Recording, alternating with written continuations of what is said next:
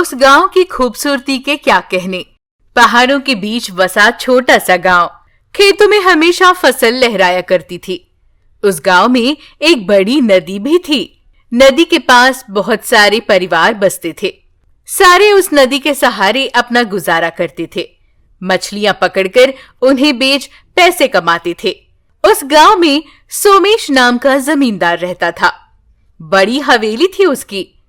जितनी बड़ी हवेली उतना ही बड़ा दिल था सोमेश और उसके घर वालों का। सोमेश अपनी बीवी कृष्णा और बेटी कीर्ति के साथ रहता था। कीर्ति हर रोज स्कूल जाकर मन लगाकर पढ़ती थी। सोमेश अपने फलों के बागों की देखभाल करता था। कृष्णा रोज सोमेश के लिए खाना लेकर बाग में जाती थी।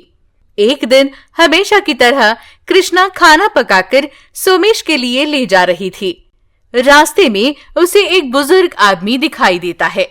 वो भूखा था शायद।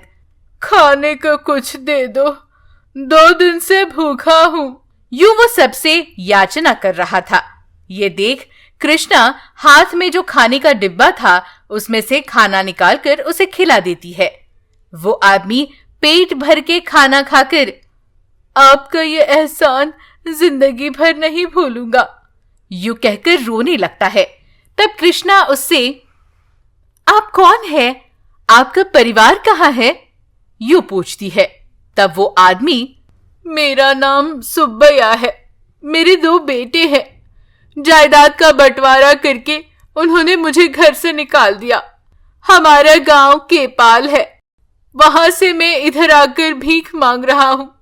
यदि मैं अपने गांव में ही भीख मांगता तो लोग मेरे बेटों पर उंगलियां उठाते। ये मैं नहीं चाहता, यूं व्यथित होकर कहता है। अरे अपने बच्चों से कितना प्यार है आपको। कोई उन्हें गलत न कहे इसीलिए खुद ही यहां चले आए आप। पर उन्हें तो आपकी परवाह ही नहीं है। खैर आजकल का जमाना ही ऐसा है। कई लोग अपने माता पिता को यूं बेघर कर रहे हैं। कृष्णा की बातें सुनकर सुब्बैया भी सिर झुकाकर खड़ा था। चाचा जी, बेटे नहीं है तो क्या, मैं हूं ना आपकी बेटी। मेरे साथ चलिए हमारे घर। मेरे माँ बाबा नहीं है, आपको मेरे पिता समान देखूंगी, चलिए ना।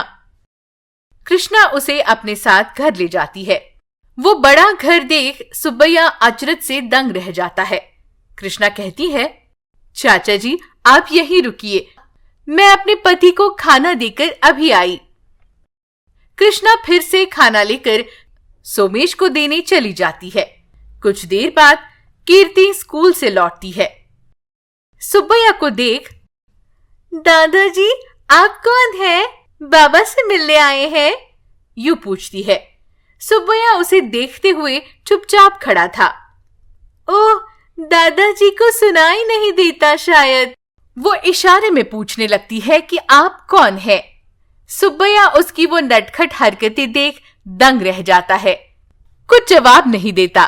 तब कीर्ति फिर से, दादाजी कुछ तो बोलिए। अरे दादाजी गूंगे हैं शायद, यूं कहती है। तब सुब्बैया, बेटा तुम्हारा नाम क्या है? दादाजी मेरा नाम कीर्ति है। आप किससे मिलने आए हैं? बाबा से? तब सुब्बैया, नहीं बेटा, शायद वो तुम्हारी माँ है जो मुझे यहाँ ले आई। मेरा इस दुनिया में कोई नहीं है। अरे रे, आपका कोई नहीं है? कीर्ति यूं सुब्बैया से बातें कर रही थी। उधर सोमेश को खाना देकर कृष्णा सुब्बैया के बारे में बताती है। अच्छा किया तुमने, वो रह लेंगे हमारे साथ। मेरे साथ में खेतों की देखभाल भी कर लेंगे, मुझे भी थोड़ी मदद होगी। कृष्णा भी ठीक है कहती है। कुछ देर बाद दोनों घर लौट आते हैं। कीर्ति सुब्बैया से बातें कर रही थी। तब कृष्णा, कीर्ति तुम जल्दी घर आ गई आज? यूं पूछती है। हाँ माँ, हमारे स्कूल में 1 हफ्ते की छुट्टी दी है, पता नहीं क्यों। तब कृष्णा, ओह मैं तो भूल ही गई थी, तुम्हारी टीचर ने बताया मुझे। सारी टीचर्स कहीं जा रही है शायद, कृष्णा कहती है। सुब्बैया सोमेश को प्रणाम करता है, उससे बात करता है। उस दिन से सुब्बैया उनके साथ ही रहने लगता है। एक दिन सुबह सुब्बैया पौधों को पानी दे रहा था। तब कीर्ति उसके पास जाकर, दादाजी, मैं आपसे एक पहेली पूछती हूँ, आप बताएंगे? हाँ बेटा, पूछो, सुब्बैया कहता है। तब कीर्ति, सफेद खेत काले बीज, हाथ से बोते हैं मुंह से उठाते हैं, बोलिए वो क्या है? सुब्बैया दिमाग पर जोर डालकर सोचता है, पर उसे कुछ समझ नहीं आता। तब कीर्ति, दादाजी, आपने नहीं बताया तो आप हार जाएंगे। आप कहोगे हार गया, तब मैं बताऊंगी इसका जवाब। तब सुब्बैया, ठीक है, मैं हार गया बेटा, यूं कहता है। फिर कीर्ति, ओहो दादाजी, किताब, इतना भी नहीं बता पाए आप। यूं कीर्ति सुब्बैया के साथ घुल मिल जाती है। दिन बीत रहे थे। एक दिन अचानक तेज बारिश होने लगती है। तूफानी हवाएं चलने लगती है। मछलियां पकड़ने जो लोग गए थे वो घर पर आ जाते हैं। सारे उस बारिश के अंदाज से डरकर घर में ही बैठ जाते हैं। 2 दिन लगातार मूसलाधार बारिश होती है। सारे डर जाते हैं, कहीं बाढ़ ना आ जाए। कुछ लोगों के घर पानी में डूब चुके थे। वो सोमेश के घर आकर, मालिक, अब आपका ही सहारा है। हमारा घर पानी के नीचे चला गया है। बारिश में हम कहाँ जाएंगे? बारिश रुकने तक हमें यहाँ आश्रय दीजिए, यूं कहते हैं। सोमेश भी ठीक है कहता है, पर बारिश रुकने के कोई आसार नहीं थे। गांव में बाढ़ का पानी आ जाता है। नदी का प्रवाह बढ़ जाता है। सारा गांव पानी के नीचे चला जाता है। सुनामी की तरह पानी की लहरें ऊंची और ऊंची हो जाती है। कुछ लोग पानी में डूब रहे थे। सोमेश, कृष्णा, सुब्बैया और कीर्ति हवेली के ऊपरी कमरे में थे। सोमेश की हवेली में भी पानी आ चुका था। दीवारें पानी के तेज बहाव से ढह न जाए, ये डर उन्हें सता रहा था। थोड़ी ही देर में जिसका डर था वही हुआ। दीवार ढह जाती है। वो ऊपरी छत भी नीचे गिर जाती है। सारे अचानक से नीचे गिर जाते हैं। कीर्ति जोर से रोने लगती है। माँ, माँ। कृष्णा, सोमेश उस पानी के बहाव में डूबने लगते हैं। सुब्बैया उन्हें बचाने की बहुत कोशिश करता है, पर वो उन्हें बचा नहीं पाता। वो कीर्ति को एक घर की छत पर ले जाता है, खुद भी उस छत पर बैठ जाता है। बेटा, रो मत, सब ठीक हो जाएगा। वो उसे धीरज देता है। दोनों बारिश में भीग रहे थे। हर तरफ पानी ही पानी था। नदी के पानी में एक बड़ा मगरमच्छ उनकी तरफ आ रहा था। कीर्ति उसे देख डर जाती है। वो मगरमच्छ भी मुंह खोलकर कीर्ति की तरफ ही आ रहा था। सुब्बैया ये देख पानी में कूदकर उससे लड़ाई करता है, उसे मारने की कोशिश करता है। आखिरकार वो मगरमच्छ मर जाती है। सुब्बैया उसके साथ लड़ते हुए जख्मी हो गया था।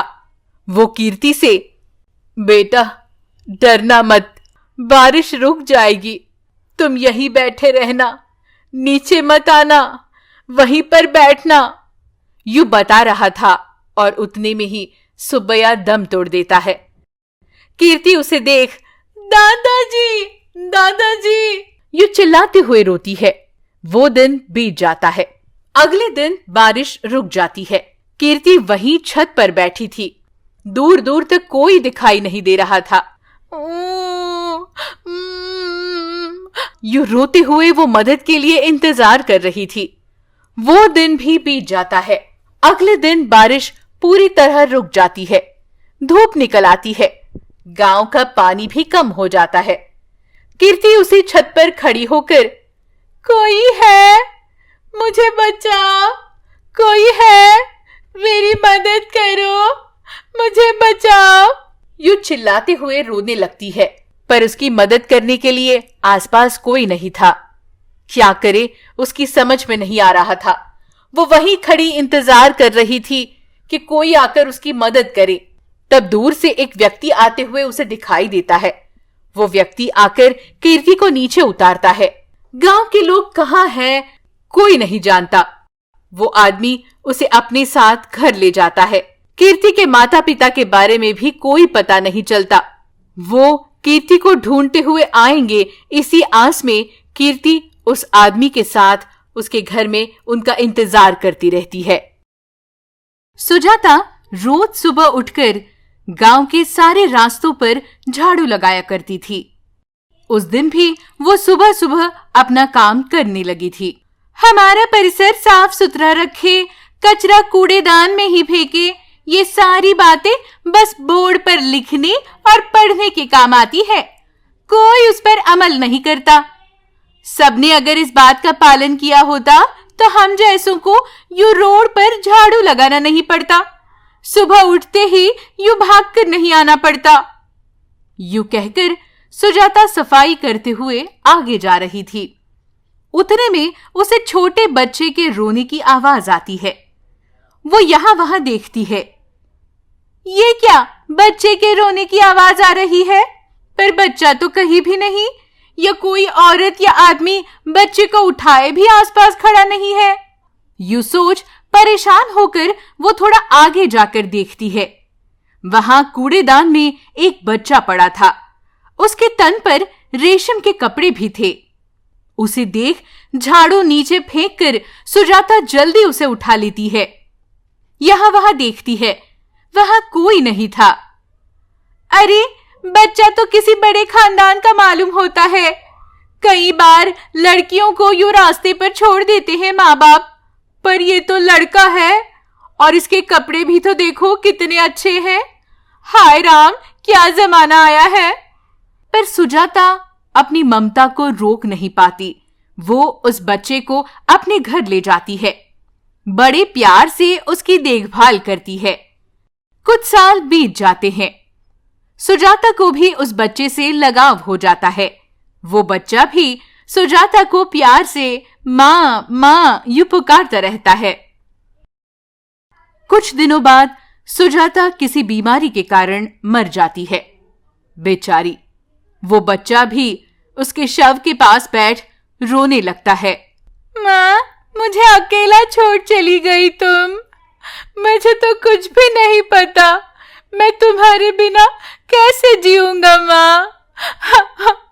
मेरा तो कोई नहीं है तुम्हारे सिवा, मुझे भी अपने पास बुला लो माँ।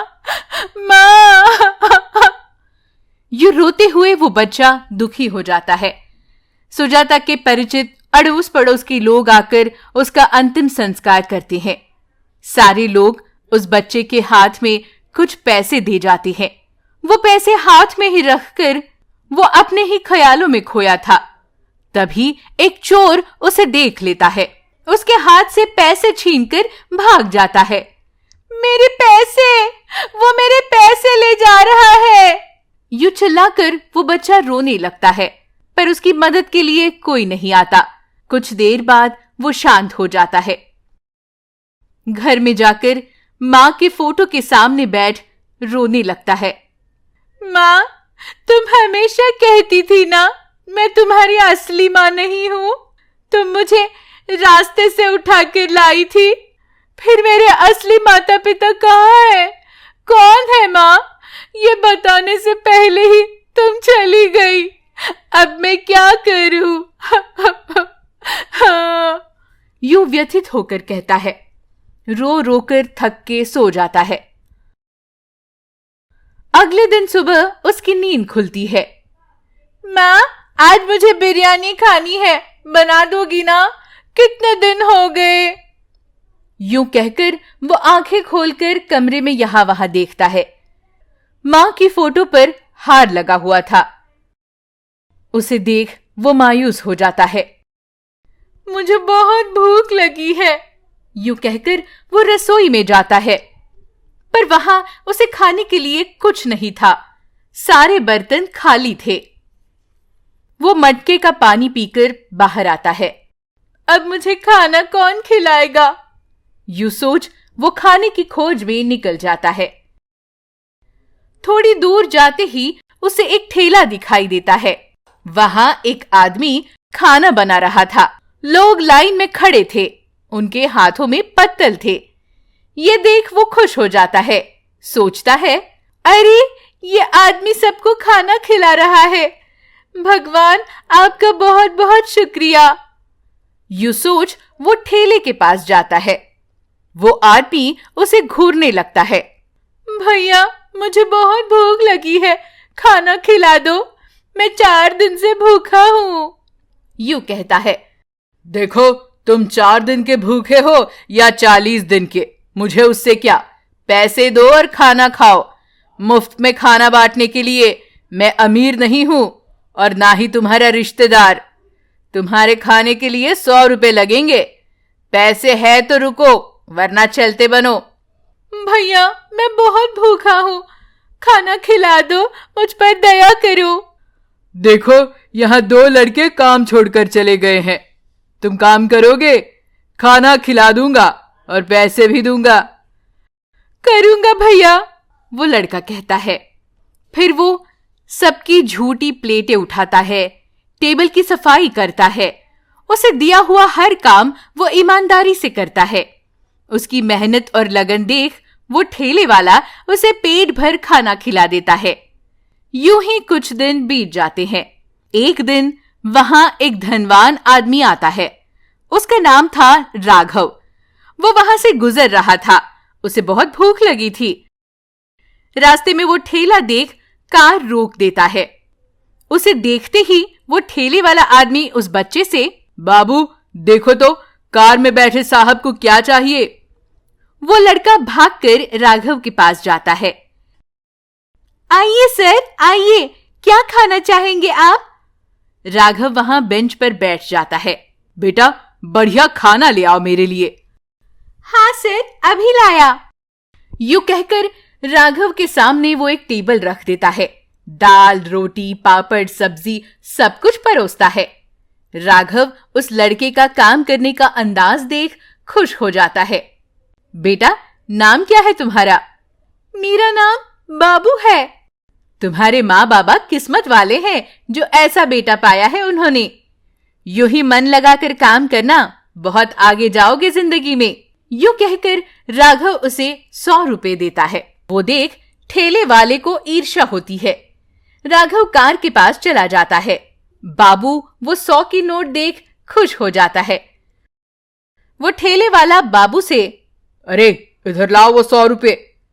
वो सर मेरे काम से खुश थे ना, इसलिए उन्होंने बख्शीश दी है मुझे। नहीं नहीं, यहाँ खाना अच्छा है कहकर दिए हैं उन्होंने पैसे, लाओ मुझे दे दो। बार बार पूछने पर भी बाबू उसे पैसे नहीं देता। वो आदमी बाबू को धक्का मार देता है। बाबू उछलकर सीधे राघव की कार के पास गिर जाता है। गिरते हुए राघव को बाबू के हाथ का स्पर्श होता है। तभी राघव को अजीब सा महसूस होता है। बेटा तुम कौन हो? राघव पूछता है। मैं अनाथ हूं सर, मेरी माँ पिछले महीने ही भगवान के घर चली गई। मेरा काम किसी को पसंद नहीं आता, मुझसे कोई प्यार नहीं करता। मैं जब छोटा था तब मेरे असली माता पिता ने मुझे कूड़ेदान में फेंक दिया था। मुझे पाल पोस कर बड़ा करने वाली माँ ने मुझे ये बात बताई थी। राघव को वो बातें सुनकर अचरज होता है। क्या बेटा, गली के उस वाले कूड़ेदान में ही ना तुम्हारी माँ को तुम मिले थे? हाँ सर, मेरी माँ हमेशा बताती थी। बेटा मैंने ही तुम्हें उस कूड़ेदान में फेंका था। मैं तुम्हारा गुनहगार हूं। उस वक्त के हालात ही कुछ ऐसे थे। क्या सचमुच आप मेरे पिता हो, या फिर आपके घर नौकर नहीं है इसलिए ले जाकर मुझसे काम करवाएंगे? नहीं बेटा, ऐसी बात नहीं। तुम्हारा जन्म होते ही तुम्हारे चाचा तुम्हें मार देना चाहते थे। जायदाद का झगड़ा था हमारा। तुम्हें बचाने के लिए ही मैंने उस कूड़ेदान के पास तुम्हें रखा था। कुछ देर बाद आकर देखा मैंने, पर तुम वहां नहीं थे। तुम्हें खोने के बाद उस सदमे से तुम्हारी मां की मौत हो गई। यूं कहकर राघव बाबू को अपने साथ कार में बिठाकर घर ले जाता है। तब रास्ते में एक कार का एक्सीडेंट हुआ था। एक आदमी ठोकर लगने से बेहोश गिरा था। वो देख बाबू राघव से, बाबा कार रोकिए, देखिए वहां एक आदमी बेहोश पड़ा है। यूं कहता है। वो दोनों कार से उतरकर वहां जाते हैं।